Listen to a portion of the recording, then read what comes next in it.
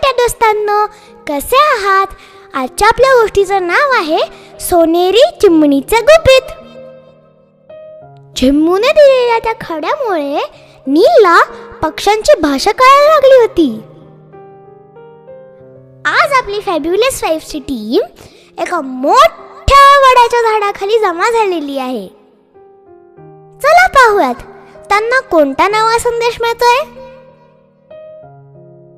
सकाळची वेळ होती. नीलने तो जादूचा खडा खिशात ठेवला होता.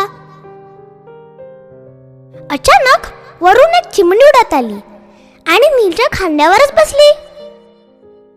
नील आश्चर्याने म्हणाला, मित्रांनो ऐका, ही चिवताई म्हणतेय की डोंगराच्या पलीकडे असलेल्या चांदणी धबधब्यापाशी एक मोठी अडचण झालेली आहे.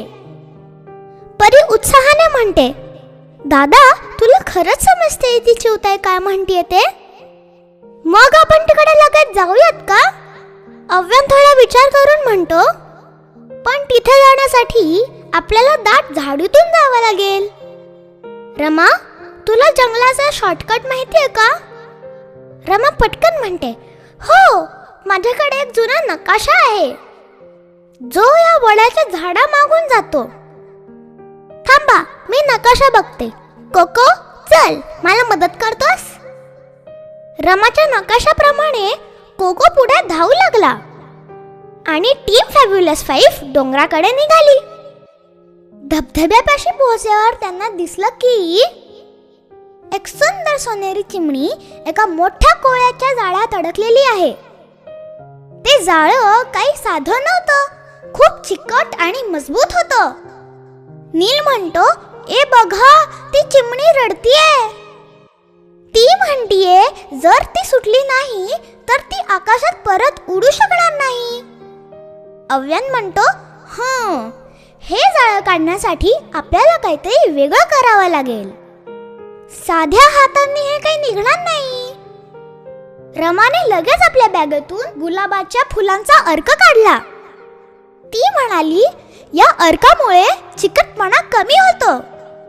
परी, तू या फुलांच्या पाकळ्या त्यावर टाक. परीने पाकळ्या टाकल्या. रमाने अर्क शिंपडला आणि अव्यानने आपल्या छोट्या कात्रीने ते जाळं कापलं. कोको आपल्या पंजांनी खालून आधार देत होता. नीलने हळूच त्या सोनेरी चिमणीला आपल्या हातात घेतलं.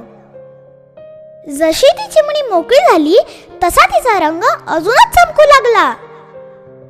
तिने नीलच्या कानात एक गुपित सांगितलं. नील हसत म्हणाला, मित्रांनो, ही चिमणी सांगतेय की आज आपण एका निसर्गाच्या दूताला वाचवलेलं आहे.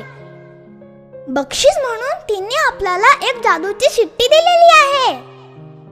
ही शिट्टी वाजवली की जंगलातला कोणताही प्राणी आपल्या मदतीला धावून येईल. अरे वा, ही तर मज्जाच झाली, असं म्हणून परीने ती शिट्टी वाजून पाहिली.